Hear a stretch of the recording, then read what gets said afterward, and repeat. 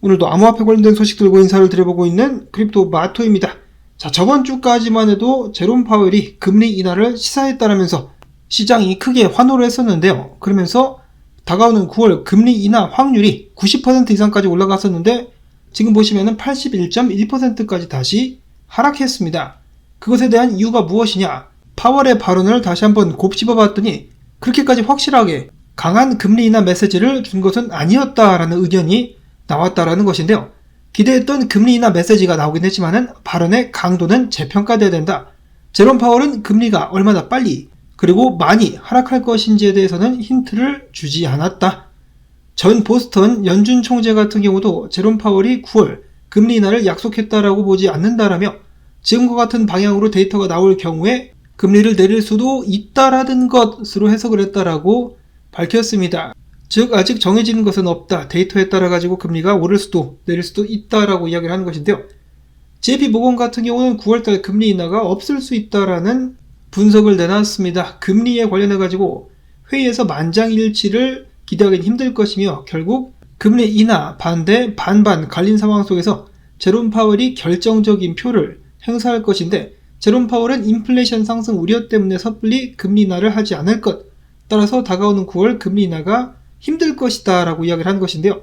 자, 만약에 9월에도 금리를 내리지 않으면 도널드 트럼프 대통령이 어떻게 반응할지 상상이나 되십니까? 트럼프 대통령이 골프 좋아하는데 골프채 들고 가가지고 제롬 파월 깔 수도 있어요.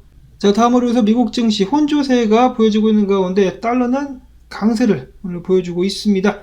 자, 그리고 이번 주에 엔비디아 실적 보고가 발표가 된다라고 하는데요. 해당 실적 보고 발표에 따라 가지고 AI 코인들이 영향을 받을 수도 있다라는 예측 나오고 있습니다. 자, 부디 긍정적인 발표가 나올 수 있으면 좋겠고, 비트코인 같은 경우는 어제 깜짝 하락에 이어서 회복을 하지 못하고 있는 상황 이어지고 있습니다.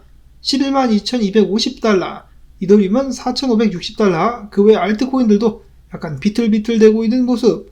참고로 어제 비트코인 가격이 급락했을 때 그 이유가 무엇이었었느냐? 한 고래, 비트코인을 17만 개 이상 들고 있었던 고래가 24,000개의 비트를 한꺼번에 집어 던졌답니다.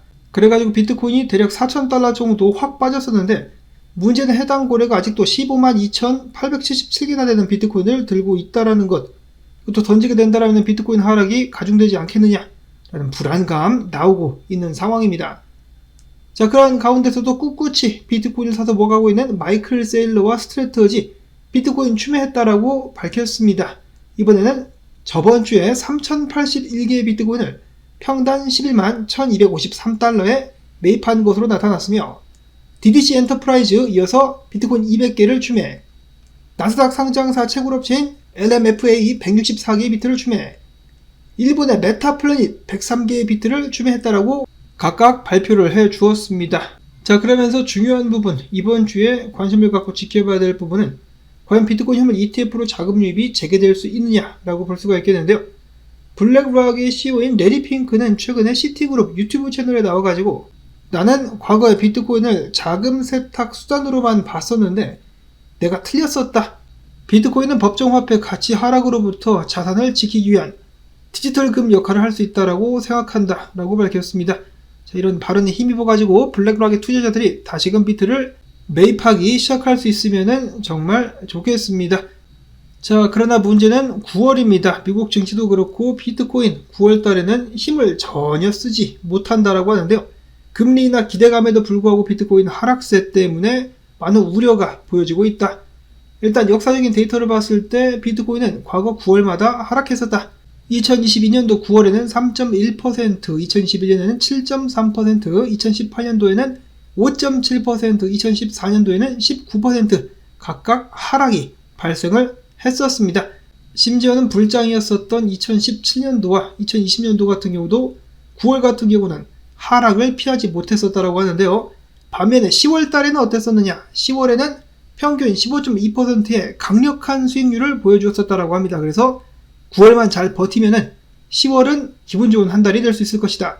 자, 그렇다라고 해가지고 9월달 무조건 100% 하락한다라는 보장은 없습니다. 그런 보장이 있으면은 전재산 다 팔아가지고 쇼치면 되지. 실제로 그렇게 하는 사람들도 있을 수 있겠습니다. 만약 데이터가 실제로 좋지는 않기 때문에. 그럼에도 불구하고 끝까지 한번 지켜봐야 되지 않을까. 이어서 누냐 비즈니스 분석가 같은 경우도 사실 앞선 기사와 똑같은 분석을 내놨는데요. 즉 9월달마다 비트는 하락했었다.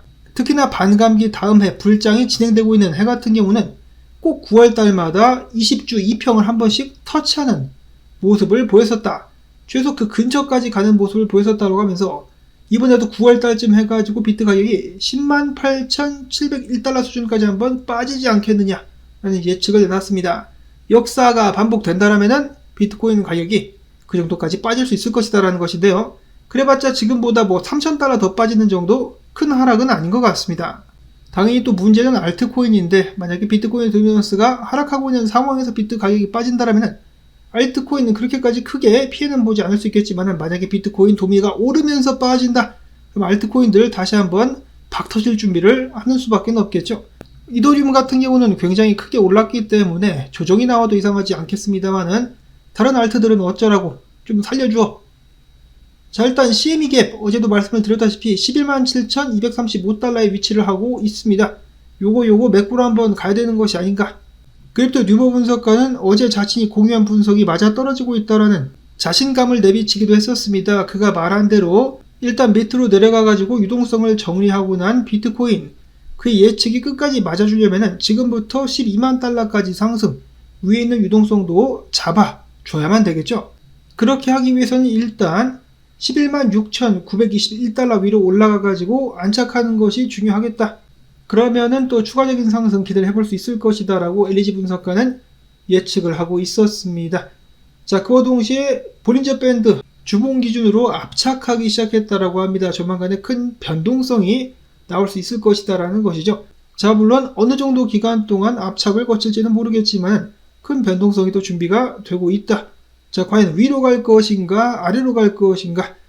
자, 다음으로는 크립토 바이킹스 분석가가 얼마 전에 암호화폐 투자자들을 대상으로 한 설문조사를 봤다라고 합니다. 그렇게까지 많은 사람들이 참여를 하진 않았었지만은 설문에 참여한 응답자 중에 68%가 이번 상승장 비트코인이 고점을 아직 찍지 않았으며 조만간에 찍을 것이다. 올해 고점을 찍고 상승장이 마무리될 것이다 라고 응답을 했으며 21%는 이미 비트는 고점을 찍었으며 알트와 이더리움 상승 후 하락장이 시작될 것이다 라고 답변을 했습니다. 11% 같은 경우는 이번 사이클부터는 다르다. ETF와 기관 자금들 그리고 주정부라든지 다른 나라, 다른 여러 나라들도 비트를 매입하려고 하고 있기 때문에 불장이 2026년도까지 이어지게 될 것이다 라는 응답을 남겼습니다. 자, 여러분들께서는 어떻게 생각을 하십니까? 1번입니까? 2번입니까? 3번입니까? 아니면 4번 나는 모르겠수. 저 같은 경우는 4번이기 때문에 1, 2, 3번을 다 상정을 하고 분할 매도를 한번 3번에 걸쳐 갖고 해볼까? 라고 생각을 해보고 있습니다. 다음으로는 비트코인 도미넌스 쭉 하락하다가 지금 반등을 해주고 있는데요. 반등해봤자 위에 이제 저항받고 리테스트 했다가 추가적인 하락이 나오게 되면서 알트코인들 지속적으로다가 힘을 받을 수 있지 않겠느냐라는 긍정적인 분석 나온 가운데 비트코인을 7년 이상 들고 있었던 고래 같은 경우는 최근 롱 포지션, 이더리움 롱 포지션을 정리하고 33,381개의 이더리움을 추매해가지고 최근 6일 동안 무려 54만 4,977개를 매입한 것으로 나타났습니다. 비트나 달러가 아니라 이더리움을 더 늘렸다라는 것, 이더리움의 추가 상승을 기대하고 있다라는 것이겠죠. 자, 이더리움 일단 비트와 마찬가지로 조정 나오고 있는 가운데 LG 분석가 주요 지지선 4,581달러에 위치를 하고 있는데 해당 자리에서 반등하지 못하면은 4,450달러 수준까지 하락하게 될 수 있겠다라는 예측을 남겼습니다. 다음으로는 BNB 코인 조정을 받아도 강세를 보이고 있는 가운데 BNB 코인을 전문적으로 매입하겠다 비스트래터지라는 회사 설립이 되었습니다. 10억 달러 규모의 BNB를 매집할 예정이라고 하는데요. 미국 상장 BNB 국고 회사가 될 것이라고 하네요.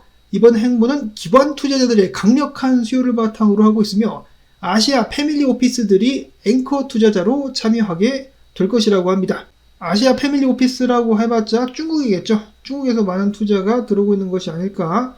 자, BNB 같은 경우는 미국 SEC에 지금 현물 ETF 신청이 아직 안 되지 않았었나요? 조만간에 BNB 관련된 ETF 신청도 나오게 되지 않을까. 그런가 하면 그레이스케일이 SEC의 아발란체 현물 ETF 승인을 신청했다는 소식 나왔었습니다. 다음으로 샤프스 테크놀로지 같은 경우는 솔라나 매수 목적 4억 달러를 조달하겠다라고 밝혔었고 레이디움, 솔라나 기반의 레이디움 같은 경우는 지난 90일 동안 1억 9천만 달러어치 7,100만 개의 리디움 토큰을 바이백했다라고 밝혔으며 일드게임즈는 좀 초라하지만 100만 달러 바이백을 했다라는 발표를 했습니다. 이어서는 XRP, 재민이가 약속한 대로 XRP 에디션 마스터카드를 출시를 했습니다. 최대 4%까지 캐시백이 아니라 캐시백을 XRP로 받을 수 있는 것 같아요.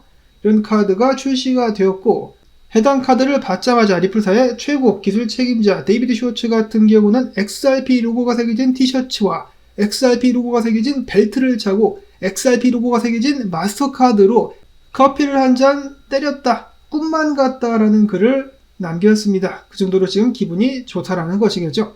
자, 그런가 하면 리플사의 든든한 아시아 지원군 일본의 SBI 홀딩스가 체인링크와 또 파트너십을 맺었다라는 소식이 나왔었고, 아서라 아서헤이즈 얼마 전에 이더리움을 팔았다가 더 높은 가격에 사가지고 놀림을 받았었는데요. 그래도 큰 그림은 나름 좀 잘 맞춘다.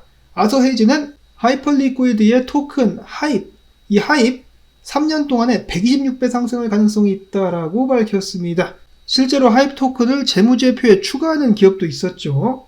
해당 거래소가 계속해서 잘 된다라면 가격이 충분히 오를 수도 있겠습니다.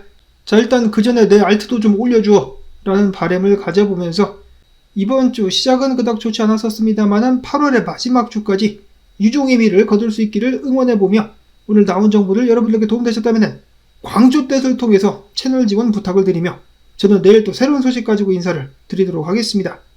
안녕히 계십시오.